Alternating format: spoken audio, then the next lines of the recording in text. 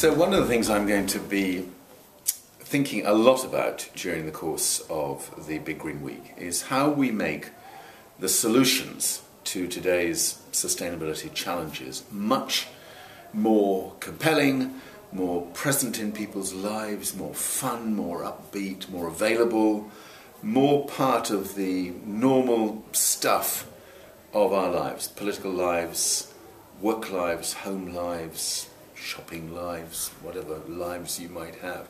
Because the truth is that I honestly don't think there's any barrier for 7 billion people to live sustainably on this planet today, and of course by 2050, 9 billion people to be living sustainably on this planet. We are seeing an incredible pipeline of innovative new ideas just coming down the track all the time.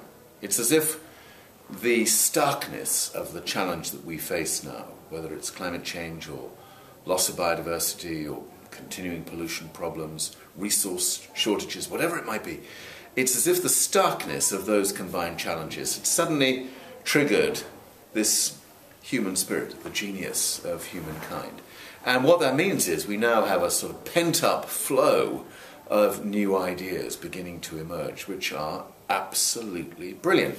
So, you may think it's a bit odd that I'm sitting here in the green chair with some jeans behind me here. Well, they're not just there for rather odd aesthetic effect. Actually, this is a tiny little celebration of a rather smart new technology where into the fabric of these jeans they've been able to incorporate a photocatalyst, a nanotech photocatalyst, which actually helps deal with the pollution in big cities like Bristol. Now, that's a pretty small thing if you think about it, given the scale of the pollution in the world today, and I'm just back from China, and I can assure you it wouldn't matter how smart those jeans were, they wouldn't have been coping with the level of pollution that I was walking through in some of those Chinese cities. But it's just a taster of what happens when you begin to deploy the genius of the human species to come up with profound, lasting, intelligent answers to the challenge that we face today. And that's why I'm so excited, because, funnily enough, I don't actually think many environmentalists keep their eye on this story. I think we're so used to devoting all of our lives campaigning to stop bad things happening that we've kind of lost the art of making brilliant and good things happen.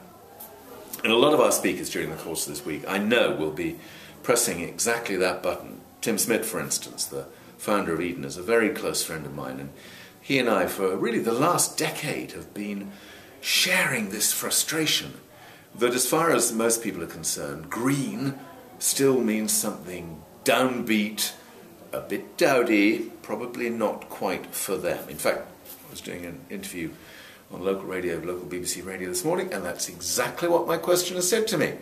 What is it about you Greens that you're all so gloomy, you're so downbeat, you just seem to go out there and tell people they're not going to have a good time in life? So look, if there's one thing we can do during the course of this week, it is to raise people's sights, to raise everybody's spirits, to get people to understand that living green is brilliant. It's just better, it's more fun, it's cheaper, it's more intelligent, it's kinder, it's smarter to the planet, to future generations, for everybody. If we can begin to get that stuff across and then create some momentum behind that upbeat agenda, even as we continue to stop the bad things happening, then I know we'll be able to make a real difference. So if I do it here, you're okay for me to do it now? I feel really as if I'm facing this. Go for it. Okay.